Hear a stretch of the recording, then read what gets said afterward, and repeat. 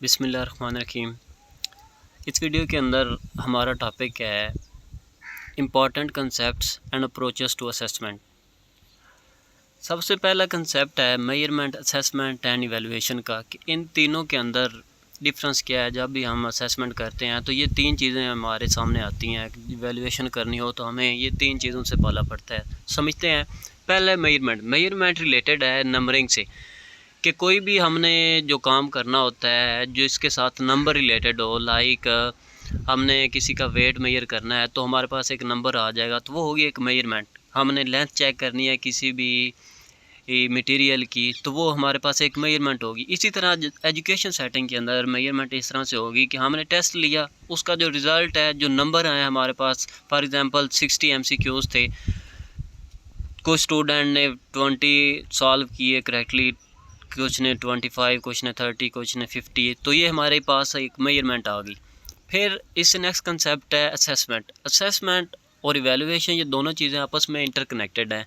समझने के लिए हम इस तरह समझ सकते हैं कि ये दोनों एक दूसरे से इस तरह जुड़े हैं कि एक चीज़ से हमने स्टार्ट करना है और दूसरी चीज़ पे एंड होना है। स्टार्टिंग वाली चीज़ है असेसमेंट ये है कि हमने किसी भी चीज़ को असेस करना है, जांचना है कि उसके अंदर उसके स्ट्रेंथ और वीकनेस क्या है।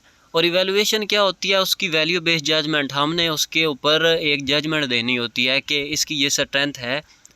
जो असेसमेंट है उसके अंदर दोनों चीज़ें आ जाएंगी कि ये इस बच्चे ने ये परफॉर्मेंस दिया तो उसकी ये परफॉर्मेंस हम बता देंगे। उसके अंदर दोनों चीज़ें आ जाएंगी, असेसमेंट और असेसमेंट, स्ट्रेंथ्स एंड वीकनेस। लेकिन जो इवैल्यूएशन है उसके अंदर हमने ये बताना होगा कि इसकी ये कमी है, ये समझने की ज़रूरत है, ये इसका स्ट्रेंथ पॉइंट है। उसके अंदर हम उसको इवैल्यूएट कर देते हैं, उसको एक्सप्लेन कर देते हैं कि ये चीज़ों में इम्प्रूवमेंट की ज़रूरत है। नेक्स्ट कंसेप्ट है पोर्टफोलियो इस तरह से होता है कि हम स्टूडेंट की प्रोग्रेस को रिकॉर्ड करते हैं, जो उसकी अचीवमेंट होती है। इसको हम दूसरे लफ्ज़ों में बेस्ट आर्ट कलेक्शन भी कहते हैं। एक शोकेस कलेक्शन होती है कि बच्चे के अच्छे से अच्छे जो वर्क होते हैं उनका हम एक रिकॉर्ड रखते हैं through out a period.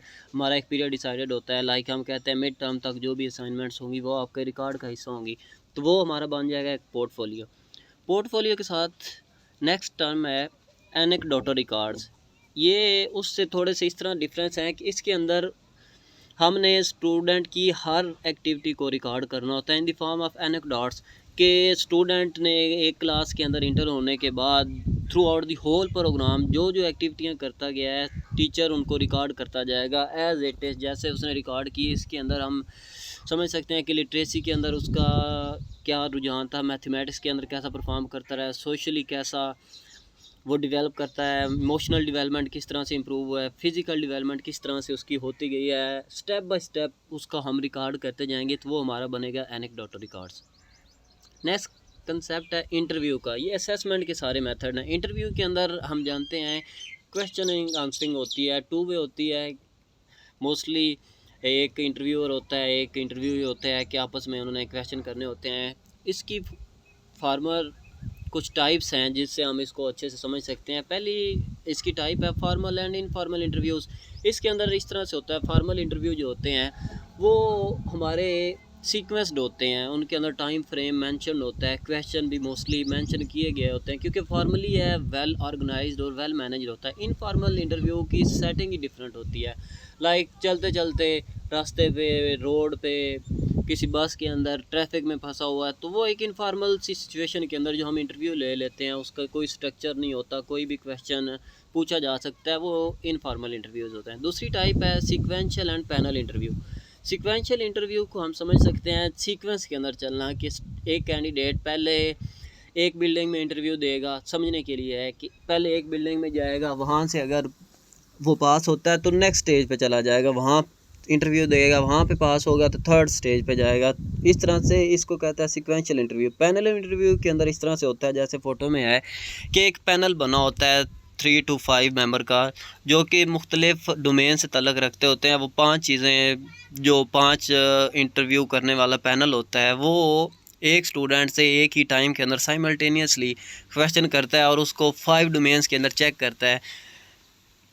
Panel interview के अंदर। फिर आता है ग्रुप इंटरव्यू। ग्रुप इंटरव्यू हम समझ सकते हैं कि क्लास के अंदर जो टीचर क्वेश्चनिंग करता है वो हमारा ग्रुप इंटरव्यू है, कि इसके अंदर 1 से 2 टीचर भी हो सकते हैं जिस तरह क्लास में, इस तरह इंटरव्यू लेने वाले 1 से ज़्यादा मेंबर भी हो सकते हैं, 1 से 2, लेकिन जो इंटरव्यू देने वाले हैं वो भी एक ग्रुप की शक्ल में होंगे। कोई भी किसी भी वक्त सवाल किया जा सकता है, वो होता है group interview. Then come situational interview. Situational interview ऐसे होते हैं जिसके अंदर हम कोई भी जॉब के रिलेटेड कोई भी हमने सिलेक्शन करनी है, तो सिलेक्शन का जो हमारा सिनेरियो होता है वो हम सिनेरियो देते हैं कैंडिडेट को। उस सिनेरियो के अंदर उससे क्वेश्चनिंग करते हैं और हम चेक करते हैं कि ये उस सिनेरियो के अंदर किस तरह से रिप्रेजेंट करेगा उसकी ऑल डोमेन्स, कॉग्निटिव, अफेक्टिव और साइकोमोटर डोमेन को जो हम असेस करेंगे, वो आएगा हमारा situational interview. Then come phone और वीडियो कॉल इंटरव्यू। जो इंटरव्यू हम फ़ोन्स और वीडियो कॉल्स के ज़रिए, ये आजकल बहुत ज़्यादा ट्रेंडिंग में है, डिजिटल इरा के अंदर ये बहुत ज़्यादा लिए जा रहे हैं फ़ोन और वीडियो कॉल के ज़रिए। ये होते हैं phone and video call interview. Next concept है पेयर अप्रेजल। इसको दूसरा नाम पेयर असेसमेंट भी है, कि हम स्टूडेंट की असेसमेंट करते हैं with the help of their pairs. एक पूरा प्रोग्राम स्टूडेंट एक दूसरे के साथ मिल के प्रोजेक्ट्स के अंदर वैसे हेल्प लेते हुए काम करते हैं, तो eight the end of the term हम उनसे एक दूसरे पेयर्स के बारे में राय लेते हैं कि एक पोर्टफोलियो सा बना के, एक सिनेरियो बना के, लाइक हम एक ब्लूप्रिंट दे देते हैं स्टूडेंट को आपने कि इन चीज़ों को सामने रखते हुए अपने पेयर को रिव्यू करना है। तो इस तरह से ये कंसेप्ट है पेयर अप्रेजल और पेयर असेसमेंट का। इससे हमें पता चल जाता है कि स्टूडेंट ने एक्चुअल क्लास के अंदर किस तरह से परफॉर्मेंस दी है। Then comes approaches to assessment. Approaches हमारे पास 3 है असेसमेंट के अंदर। पहली है असेसमेंट फॉर लर्निंग, दूसरी है असेसमेंट एज लर्निंग और तीसरी असेसमेंट ऑफ लर्निंग। इन तीनों को समझना बड़ा ज़रूरी है और तीनों आपस में कुछ जुड़ी हुई भी हैं, लेकिन तीनों के अंदर कुछ ट्रिक पॉइंट्स हैं जो मैं आपको बताऊंगा।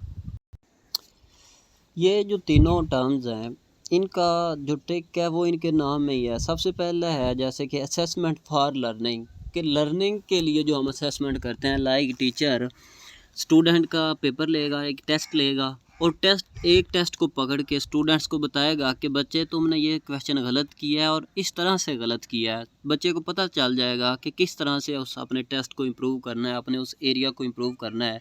इसको हम क्लासरूम असेसमेंट भी कह सकते हैं, जो टीचर डेली बेस पे लेता है, या फिर फॉर्मेटिव असेसमेंट भी कहते हैं, जो कि असेसमेंट फॉर लर्निंग है। कि इसका अल्टीमेटम ये होता है कि लर्निंग हो जाए बच्चे की, बच्चे के अंदर इम्प्रूवमेंट हो जाए।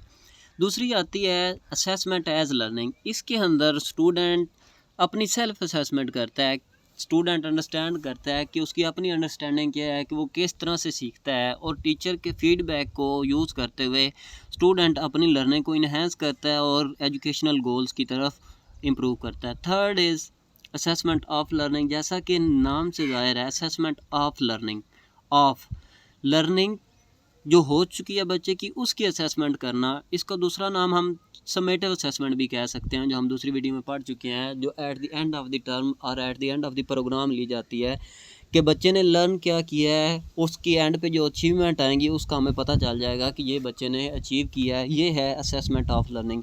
तीनों को समझने के लिए फिर दोबारा, सबसे पहले assessment for learning. For learning करवाने के लिए जो हम असेसमेंट करवाते हैं, यानी कि formative assessment. Second assessment as learning, as about self assessment, thinking about own thinking. Third is assessment of learning, of के अंदर ट्रिक है कि लर्निंग जो हो चुकी है उसकी हम असेसमेंट करते हैं कि कितनी लर्निंग हुई है, क्या बच्चे ने वो गोल अचीव कर लिए हैं जो इंटेंडेड थे, जो हमने पहले डिस्क्राइब कर लिए हैं कि वो गोल अचीव नहीं कर सका। आज की हमारी वीडियो के अंदर यही था। इसके अंदर आपको अगर कोई प्रॉब्लम है तो आप कमेंट्स में पूछ सकते हैं। इस नेक्स्ट वीडियो में मिलते हैं। अल्लाह हाफ़िज़।